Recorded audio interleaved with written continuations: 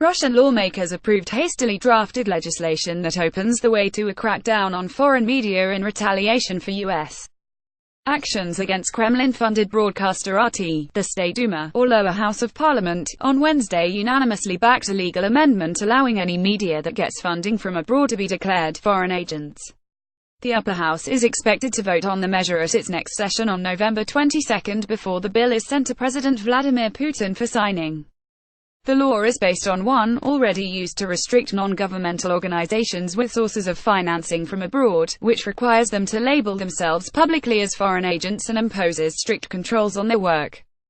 Officials have indicated that U.S. government-funded Radio Liberty and Voice of America as well as the broadcaster CNN may be targeted initially, though they haven't ruled out further retaliation for actions against Russian media by the U.S. or other foreign governments. Russia will respond to any unfriendly actions against our country in a swift and tough manner, said Pyotr Tolstoy, deputy speaker of the Duma.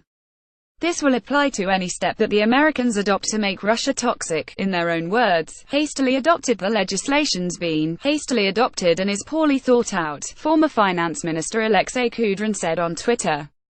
Russia's moving quickly to clamp down on media from abroad after RT confirmed on Monday that it had complied with a Justice Department demand to register as a foreign agent under U.S.